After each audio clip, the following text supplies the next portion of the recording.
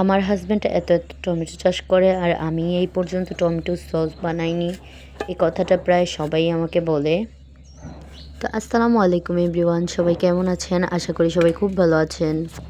আসলে গত বছর আমি প্রায় 10 কেজি টমেটো সস বানিয়েছিলাম, যেগুলো পরিমাণ মতো সব কিছু না দেওয়ার কারণে নষ্ট হয়ে গেছে। সেজন্য এবার আমি অল্প কিছু টমেটো নিয়ে নিচ্ছি টমেটো সস বানানোর জন্য, যেহেতু রোজার দিন ভাজা পোড়ে খাওয়ানোর জন্য তো লাগবেই। কথা বলতে বলতে টমেটোগুলো সব কাটা হয়ে গেছে। এবার আমি টমেটোগুলো সিদ্ধ বসিয়ে দিয়েছি। দিয়ে দিলাম কিছু শুকনো মরিচ আস্ত আর লবণ দিয়ে ঢেকে রাখবো কিছুক্ষণের জন্য। এখন কিছুটা সিদ্ধ হয়ে গেছে, কিন্তু পুরোপুরিভাবে এখন পর্যন্ত সিদ্ধ হয়নি। এখানে চাইলে কেউ পেঁয়াজ, রসুন আর আদাও দিতে পারে, কিন্তু আমি এসব কিছুই দেবো না, দিলে নষ্ট হয়ে যায়। টমেটোগুলো পুরোপুরিভাবে সিদ্ধ হয়ে গেছে। এবার আমি ঠান্ডা করে ব্লেন্ডারে দিয়ে ব্লেন্ড করে নেব। ভালো করে ব্লেন্ড করে ছেঁকে নিয়েছি।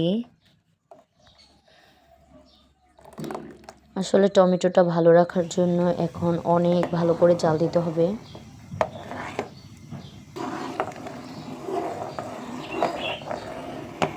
কয়েকটা বলক উঠে যাওয়ার পর দিয়ে দিলাম চিনি।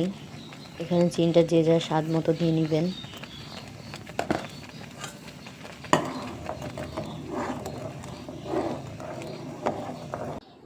অনেকক্ষণ জাল করার পর কিছুটা শুকিয়ে গেছে। এ পর্যায়ে আমি দিয়ে দিব কর্নফ্লাওয়ার। কর্নফ্লাওয়ারের সাথে আমি দিয়ে দিলাম ভিনেগার।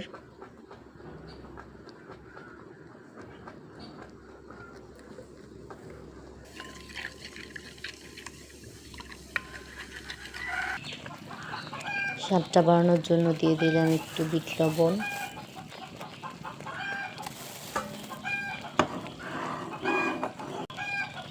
বিট লবণটা দেওয়ার পরে কিছুক্ষণ জাল করে নেওয়ার পর এখন আমি কর্নফ্লাওয়ার গোলাটা দিয়ে আরেক হাত দিয়ে নাড়তে থাকবো। দেখুন প্রায় অনেক ঘন হয়ে গেছে। এখন দিয়ে দিলাম তেঁতুলের গাঁথ। ভিনেগারটা কম হয়েছিল, এই পর্যায়ে আমি আরেকটু ভিনেগার দিয়ে দিলাম। সসটা এখন পুরোপুরিভাবে রেডি হয়ে গেছে। আমি একটু চেক করে নিলাম। এখন কিন্তু সসটা একদম পুরোপুরিভাবে রেডি হয়ে গেছে।